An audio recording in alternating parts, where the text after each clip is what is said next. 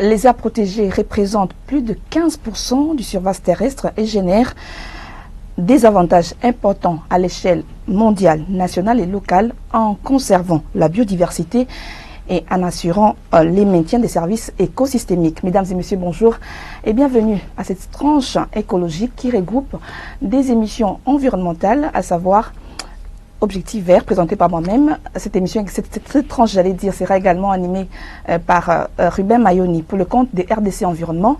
Elle sera également animée par Freddy Kabengele pour le compte de Monde Vert. Une fois de plus, bonjour.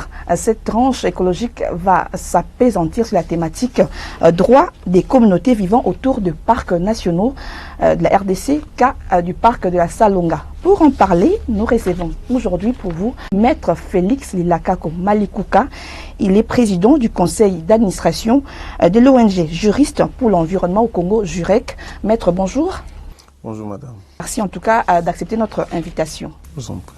D'entrée des jeux, plusieurs études en tout cas ont démontré que l'autonomisation des populations riveraines aux parcs ou aux aires protégées en général est un partage plus équitable et accroîtrait les chances d'améliorer l'efficacité des mesures de conservation de la nature.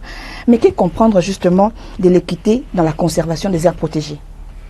Oui, merci beaucoup madame. Je pense que la problématique de la gestion des aires protégées est à prendre dans sa complexité.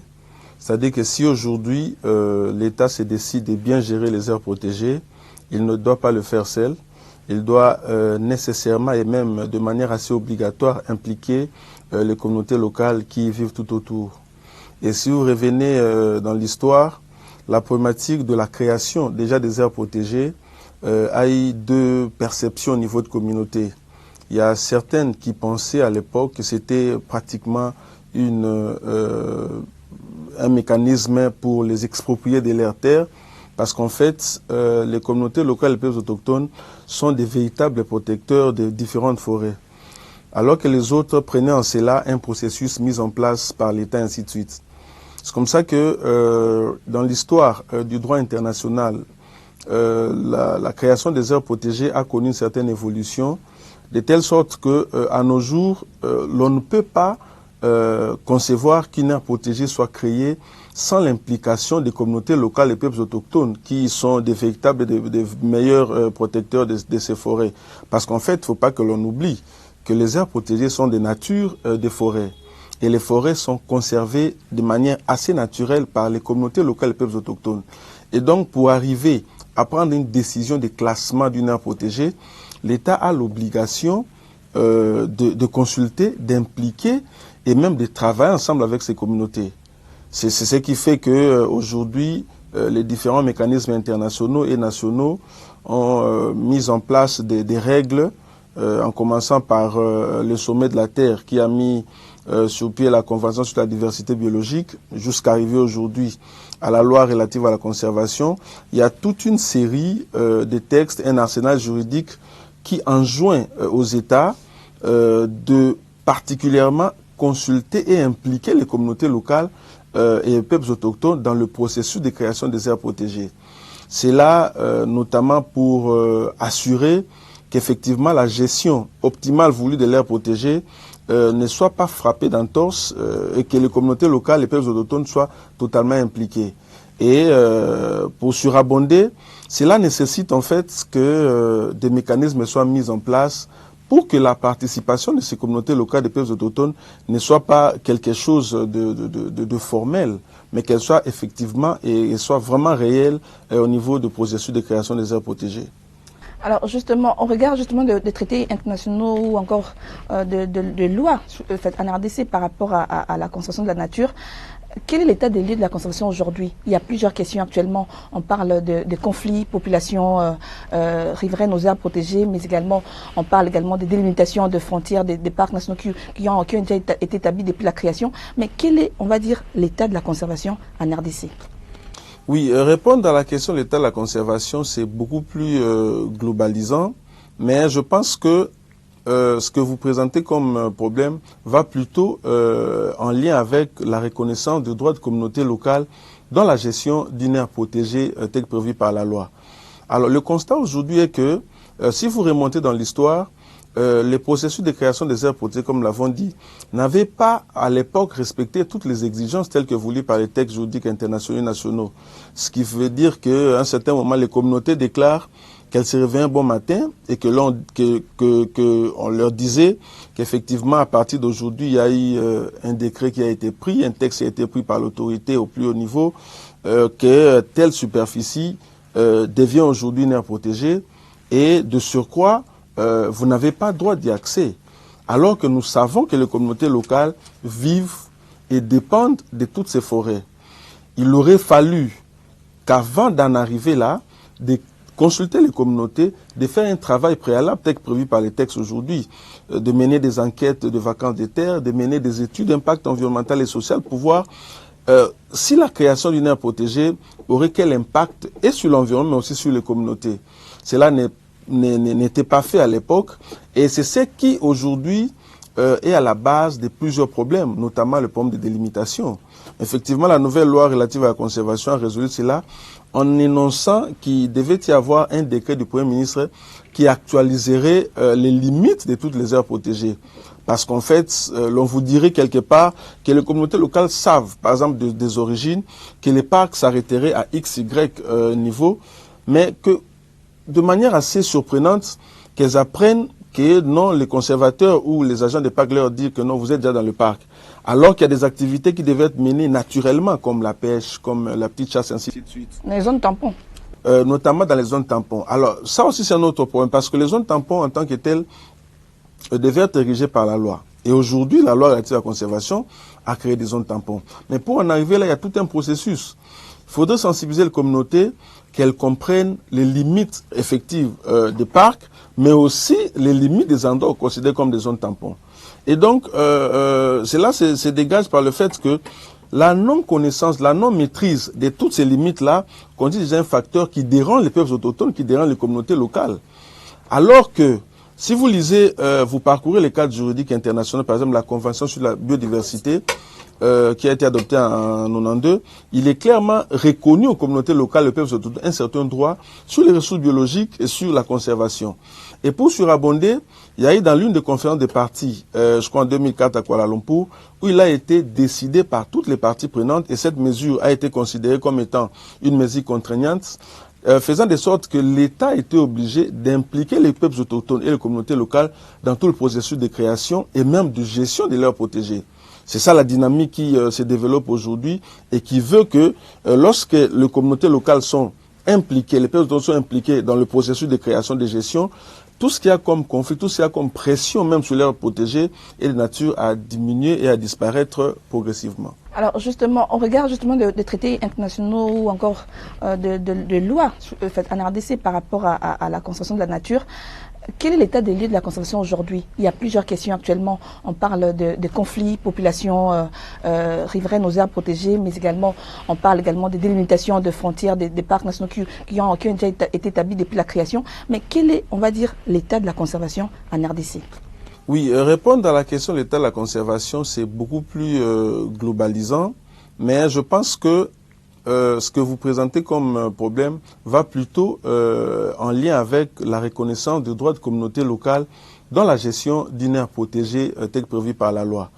Alors le constat aujourd'hui est que si vous remontez dans l'histoire, les processus de création des aires protégées, comme l'avons dit, n'avaient pas à l'époque respecté toutes les exigences telles que voulues par les textes juridiques internationaux et nationaux. Ce qui veut dire qu'à un certain moment, les communautés déclarent qu'elles se réveillent un bon matin et que on leur disait qu'effectivement, à partir d'aujourd'hui, il y a eu un décret qui a été pris, un texte qui a été pris par l'autorité au plus haut niveau, que telle superficie devient aujourd'hui une aire protégée et de surcroît, vous n'avez pas droit d'y accès. Alors que nous savons que les communautés locales vivent et dépendent de toutes ces forêts. Il aurait fallu qu'avant d'en arriver là, de consulter les communautés, de faire un travail préalable, tel que prévu par les textes aujourd'hui, de mener des enquêtes de vacances des terres, de mener des études d'impact environnemental et social pour voir si la création d'une aire protégée aurait quel impact et sur l'environnement, mais aussi sur les communautés. Cela n'était pas fait à l'époque et c'est ce qui aujourd'hui est à la base de plusieurs problèmes, notamment le problème de délimitation. Effectivement, la nouvelle loi relative à la conservation a résolu cela en énonçant qu'il devait y avoir un décret du Premier ministre qui actualiserait les limites de toutes les aires protégées. Parce qu'en fait, l'on vous dirait quelque part que les communautés locales savent, par exemple des origines, que les parcs s'arrêteraient à XY niveau, mais que de manière assez surprenante, qu'elles apprennent que non, les conservateurs ou les agents des parcs leur disent que non, vous êtes déjà dans le parc. Alors qu'il y a des activités qui devaient être menées naturellement, comme la pêche, comme la petite chasse, ainsi de suite. Les zones tampons. Notamment dans les zones tampons. Alors, ça aussi, c'est un autre problème, parce que les zones tampons, en tant que telles, devaient être érigées par la loi. Et aujourd'hui, la loi relative à la conservation a créé des zones tampons. Mais pour en arriver là, il y a tout un processus. Il faudrait sensibiliser les communautés, qu'elles comprennent les limites effectives des parcs, mais aussi les limites des endroits considérés comme des zones tampons. Et donc, cela se dégage par le fait que la non-connaissance, la non-maîtrise de toutes ces limites-là constitue un facteur qui dérange les peuples autochtones, qui dérange les communautés locales. Alors que, si vous lisez, vous parcourez les cadres juridiques internationaux, par exemple la Convention sur la biodiversité, qui a été adoptée en 92, il est clairement reconnu aux communautés locales, les peuples autochtones, un certain droit sur les ressources biologiques et sur la conservation. Et pour surabonder, il y a eu dans l'une des conférences des parties, je crois en 2004 à Kuala Lumpur, où il a été décidé par toutes les parties prenantes, et cette mesure a été considérée comme étant une mesure contraignante, faisant de sorte que l'État était obligé d'impliquer les peuples autochtones et les communautés locales dans tout le processus de création et même de gestion de leurs protégés. C'est ça la dynamique qui se développe aujourd'hui et qui veut que lorsque les communautés locales sont impliquées, les peuples autochtones sont impliqués dans le processus de création et de gestion, tout ce qu'il y a comme conflit, tout ce qu'il y a comme pression même sur leurs protégés est de nature à diminuer et à disparaître progressivement. Voilà, Maître Félix, nous avons entendu toutes les précisions que vous avez données par rapport à la gestion, mais les lois et les textes réglementaires dans le secteur des aires protégées parlent bien sûr de la gestion participative des aires protégées. Est-ce que d'abord cette gestion est effective en République démocratique du Congo? Oui, quand vous avez parlé de la loi, il faut rappeler que c'est après plusieurs décennies que la RDC s'est dotée d'une loi beaucoup plus spécifique en matière de la conservation. C'est depuis février 2014. Et cette loi a donné des grandes orientations qui gouvernent la conservation de la biodiversité et même des ressources génétiques. Et donc la loi prévoit notamment des mécanismes d'implication de communautés dans le processus de gestion. Parce qu'en fait, ce qu'il ne faudrait pas oublier, c'est que selon la loi, il y a un organisme à qui est confié le travail de la gestion des aires protégées et qui aujourd'hui est l'Institut congolais pour la conservation de la nature. Et comme je l'ai dit au départ, ce que la gouvernance des aires protégées aujourd'hui a connu une certaine dynamique, une certaine évolution, de telle sorte que l'ICCN seul ne peut pas gérer les aires protégées, mais elle est appelée à impliquer les différentes parties prenantes, notamment les communautés locales, mais aussi faire recours à certains partenaires techniques et financiers. C'est comme ça que vous verrez que dans le cadre de ces activités, l'ICCN a toujours des contrats de collaboration ou même de gestion, de cogestion avec certains organismes qui appuient la conservation, comme VVF, Adover, DOVC, ainsi de suite. Et donc aujourd'hui, cela a connu une certaine avancée significative, de telle sorte que dans plusieurs aires protégées, dans plusieurs parcs nationaux notamment, il y a ce qu'on appelle des unités de gestion de parcs qui, dans le cadre de leur opérationnalité, fait appel aux différentes parties prenantes, de telle sorte qu'aujourd'hui l'ICCN ne prend pas de grandes décisions sans consulter en fait les différentes parties prenantes, notamment les communautés locales. Et nous pensons que c'est une très grande opportunité pour assurer que les communautés locales et les peuples autochtones qui vivent tout autour des aires protégées soient consultés et qu'elles émettent en fait leur point de vue dans ce processus de gestion de l'aire protégée. Alors nous avons appris dernièrement que le parc national de la Salonga, qui était sur la liste, disons le rouge, a été retiré. Est-ce que ça peut permettre à ce que la gestion soit de plus en plus orthodoxe et la participation également des communautés pour que ces dernières puissent tirer le maximum des droits de cette aire protégée? Oui, c'est une très grande, une très bonne décision qui a été prise au niveau de l'UNESCO et bien accueillie au niveau de la RDC, notamment même des acteurs qui travaillent dans le secteur de la conservation. Et je dirais même que la sortie du parc national de Salonga, de cette liste rouge, est le couronnement en fait d'un travail qui est en train d'être mené au niveau de l'agence des parcs, au niveau de l'ICSN, mais aussi présente beaucoup de défis pour la conservation en RDC, surtout pour ces parcs assez importants.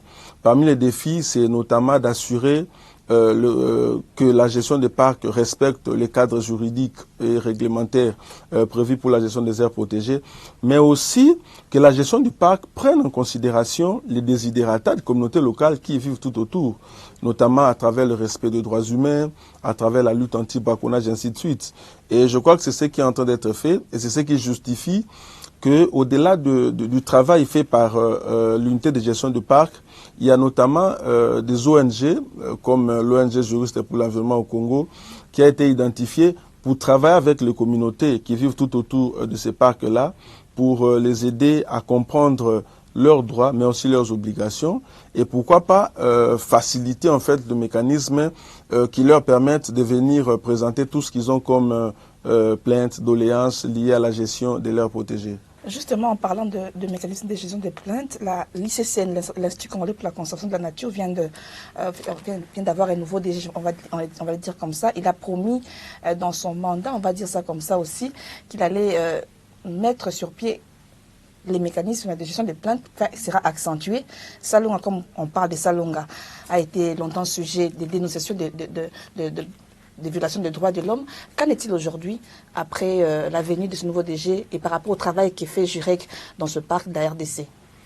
Oui, c'est une très bonne question et je crois que la matière est très d'actualité.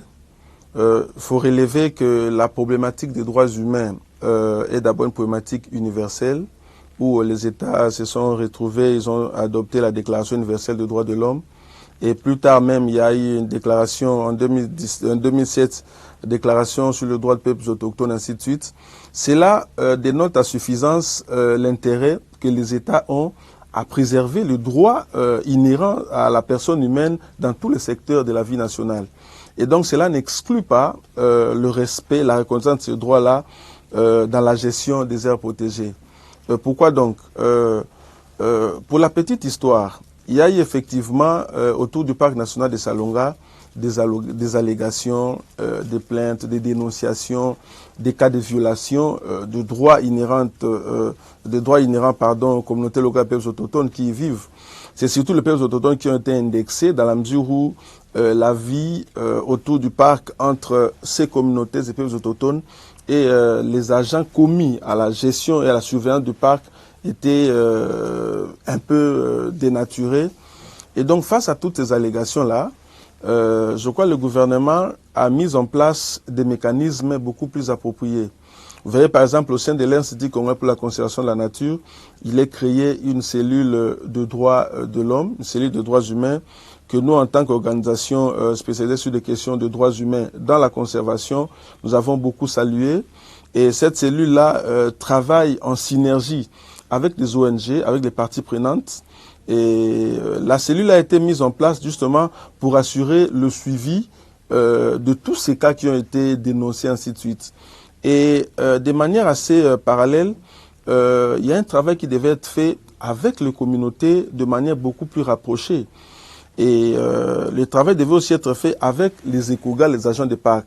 C'est comme ça que pour le cas du parc national de Salonga, par exemple, il y a eu un mécanisme de lutte anti-braconnage qui a été mis en place où une organisation indépendante travaille avec les agents des parcs, les écogardes, sur des questions de droits humains pour leur expliquer quels sont les droits qui sont inhérents à la personne humaine, quels sont leurs droits en tant qu'agents des parcs, mais aussi les droits de communauté et quelles sont les obligations, ainsi de suite.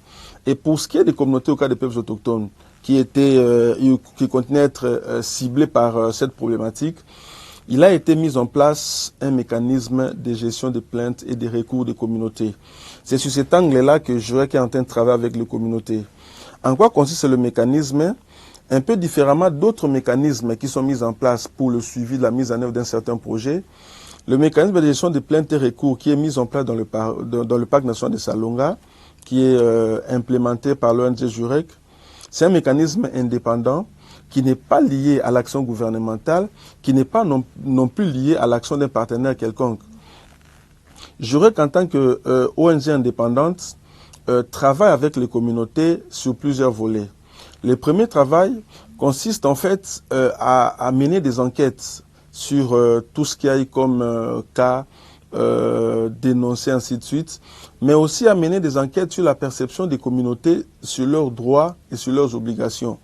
Parce qu'en fait, il est tout autant vrai que pour défendre un droit, il faudrait d'abord le connaître.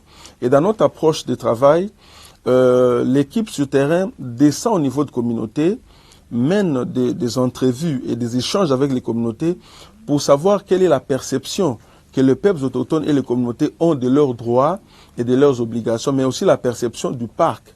Parce qu'en fait, l'avènement du parc n'est pas tombé du hasard. C'est une exigence qui a été prévue par la loi et tout le monde est appelé à respecter la loi. Alors notre travail, c'est d'accompagner les communautés à comprendre d'abord leurs droits et leurs obligations, mais aussi à comprendre les droits et les obligations des agents de parc, ainsi de suite. C'est comme ça que nous organisons des forats, des sensibilisations de manière plus rapprochée avec et des renforcements des capacités avec les communautés.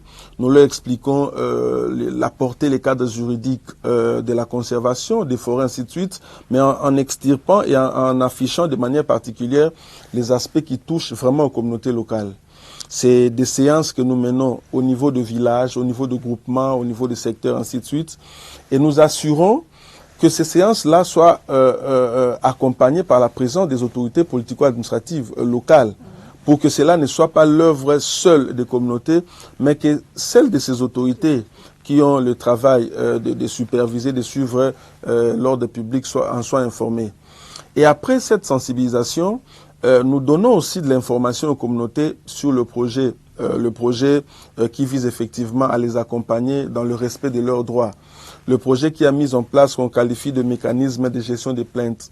Nous leur expliquons qu'effectivement, en tant que communauté, vous avez des droits, vous avez des obligations, et au cas où certaines de vos obligations seraient violées par notamment les agents commis à la garde des parcs, vous avez la latitude de dénoncer.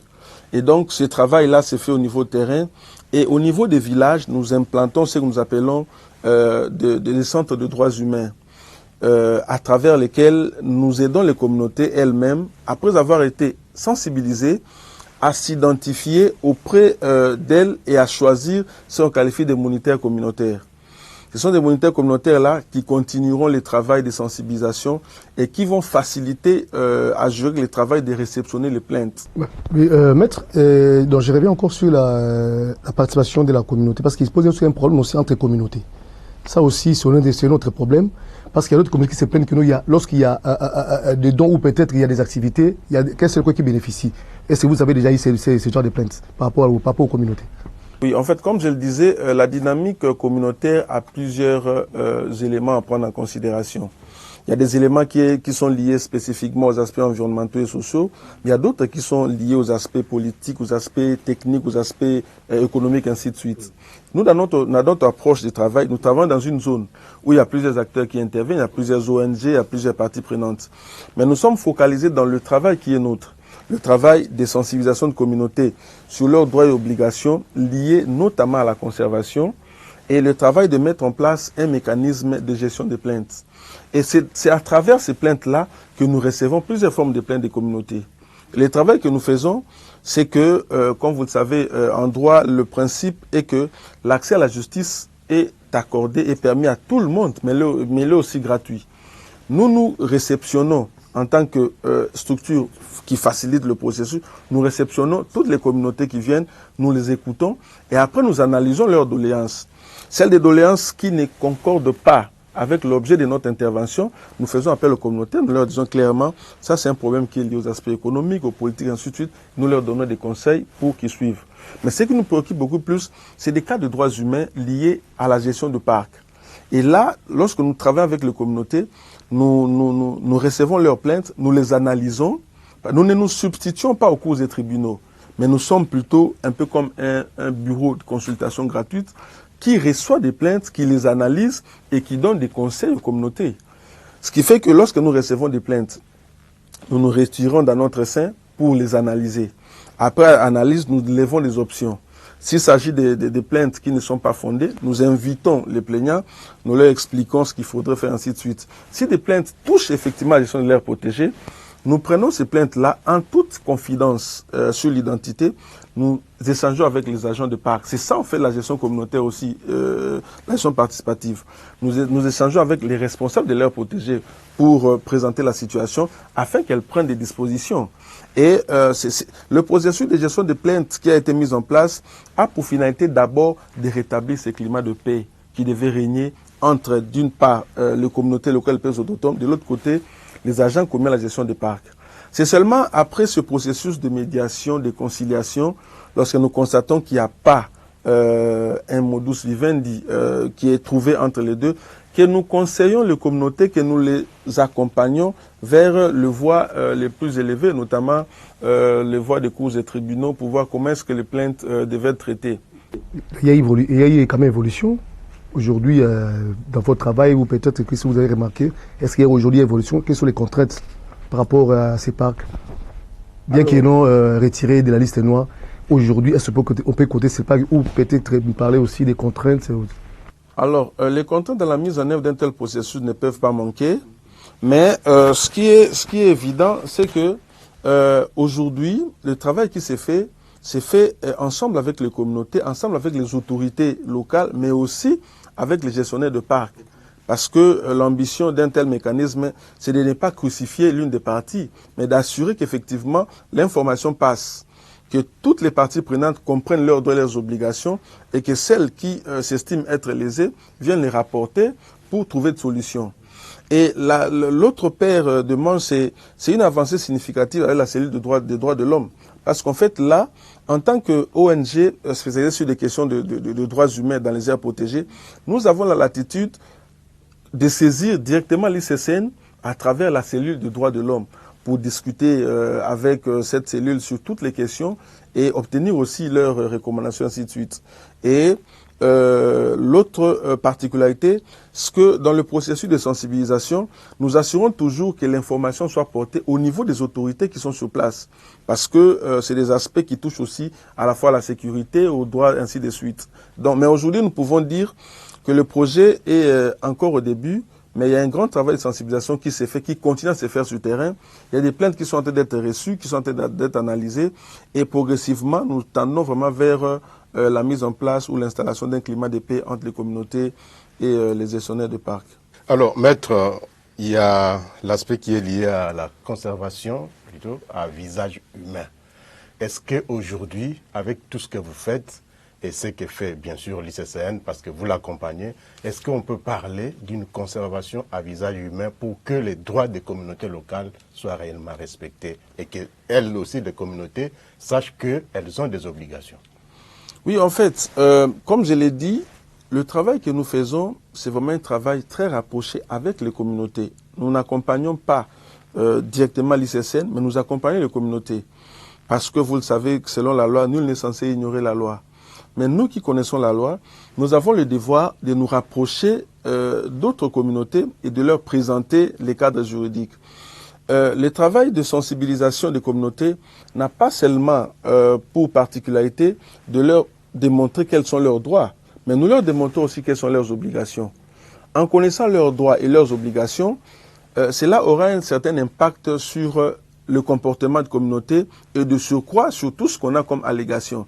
Parce que si hier, un membre de la communauté pensait que rentrer dans le parc était un droit qui lui a été reconnu, mais aujourd'hui, lorsque nous sensibilisons, ils sont arrivés à un certain niveau de comprendre qu'il y a quand même des règles de l'État qu'il faut respecter. Et donc, notre créneau, c'est d'assurer qu'effectivement, le travail de conservation ne se fasse pas seulement pour la conservation, mais que le travail de la conservation se fasse d'abord pour l'homme, que l'homme soit au centre même de ce travail. Et comme vous l'avez suivi lors du sommet des G20, lorsque le chef de l'État de la RDC a échangé avec les chefs d'État américains, parmi les points qui sont ressortis de ces discussions, c'est aussi le respect des droits humains. Et nous avons compris, avec le travail qui s'est fait avec l'organe dirigeant de l'ICCN aujourd'hui, que l'aspect des droits humains autour des aires protégées est au centre de la préoccupation. Et nous pensons que si un tel engagement pris au plus haut niveau du président de la République et relayé par la direction de l'ICCN, arriver à être décentralisé au niveau des aires protégées avec tous ces mécanismes indépendants de gestion des plaintes qui est en train d'être mis en place. Nous pensons que vraiment à l'horizon 2030, lorsqu'on évaluera les ODD ainsi que les objectifs de l'AICHI, nous aurons des résultats palpables qui sous-tendent le fait que la gestion des aires protégées s'est faite de manière apaisée entre les communautés et les gestionnaires de parcs. Maître, nous avons entendu toutes les questions que vous avez apportées, mais il y a une question qui me taraude encore l'esprit. Vous travaillez plus proche des communautés, mais qu'en est-il de l'autre partie, des éco-gardes? Il va sans dire qu'il y a eu plusieurs accusations contre eux. On a parlé de la conservation policière. Est-ce que vous vous êtes rapproché des éco-gardes? Aujourd'hui, ils sont sous la direction du corps PPN, qui est une structure au sein même de l'ICCN. Est-ce que vous vous êtes rapproché de cette structure-là, j'allais dire, pour pouvoir prendre langue avec elle, pour pouvoir, on va dire, donner l'information nécessaire pour qu'eux aussi puissent entrer dans la dynamique, justement, de respect des droits de l'homme? Ok, ça c'est une très bonne question. L'ICCN, en tant que structure de l'État, a un statut particulier, dépend d'un ministère aussi particulier, et même d'autres sur certaines matières, notamment sur l'aspect de la sécurité dans les aires protégées, ainsi de suite. Et au sein de l'ICCN, comme je l'ai dit, la structure a mis en place une cellule de droits humains. Cette cellule-là a notamment pour mandat d'assurer que les éco-gardes soient effectivement en possession ou en connaissance de leurs droits et de leurs obligations. Que ces éco-gardes sachent quelles sont les limitations qui sont les leurs. Alors, dans le cadre du Parc national de Salonga, par exemple, il y a plusieurs outils qui ont été produits pour renforcer les capacités de cela. Et pour ce qui est du travail que nous faisons, de manière parallèle, nous sensibilisons à travers les communautés, mais également d'autres structures qui sensibilisent et qui forment effectivement les éco-gardes sur le droit de l'homme et les droits humains, ainsi de suite. Mais cela n'exclut pas que nous, en tant que structure qui travaillons directement avec les communautés, nous puissions interagir avec l'ICCN. C'est comme ça, dans le cadre de notre travail, lorsque nous avons lancé les projets, nous avons impliqué et la cellule droits humains de l'ICCN, mais aussi l'unité de gestion de parcs. Et deuxièmement, nous organisons de manière régulière des échanges avec l'unité de gestion de parcs pour évaluer en fait l'état d'avancement du respect des droits humains par les éco-gardes. De telle sorte que, par exemple, si nous avons quelques plaintes, comme je l'ai dit, nous allons voir les responsables du parc pour discuter avec eux, pour qu'à leur niveau, qu'ils soient déjà informés, bien que nous gardons l'anonymat du plaignant, nous leur présentons les faits pour qu'à leur niveau, qu'ils prennent des dispositions. En fait, pour dire que le mécanisme que nous mettons en place, le mécanisme de gestion de plaintes et recours, n'est pas un mécanisme qui consiste à créer une barrière entre les communautés et l'ICCN ou le parc. Mais c'est plutôt un mécanisme qui vise beaucoup plus la médiation, la conciliation, pour arriver à créer un climat de paix, l'ouverture en fait, de telle sorte que la gestion de l'aire protégée ne soit pas seulement l'œuvre de l'ICCN, mais que les communautés se sentent aussi impliquées. Parce qu'en fait, dans les zones où la gestion est optimale, vous le savez, dans plusieurs pays, les retombées, notamment de visites, ainsi de suite, touristiques, bénéficient également aux communautés. Donc c'est ce travail-là que nous faisons, c'est un processus et nous croyons vraiment avec l'implication de l'ICCN, avec l'engagement des communautés qui veulent aller de l'avant et avec le travail que nous faisons, nous croyons vraiment qu'il y aura de bons retombées. Déjà le processus est très prometteur. L'engagement de l'ICCN, le concours des communautés, ça va aller. Alors, droit des communautés vivant autour des parcs nationaux, cas du parc de la Salonga, c'est le thème qui a animé ce débat, cette tranche écologique qui se referme. Maître, je rappelle que vous êtes président du conseil d'administration de l'ONG Juriste pour l'environnement au Congo, JUREC. Merci d'avoir accepté notre invitation. Cette tranche était co-animée par moi, Ferran Toumba, également par Ruben, à qui je dis merci, également Freddy Kabengele, merci. Quant à vous, chers téléspectateurs, nous vous disons merci et à très prochainement. Merci.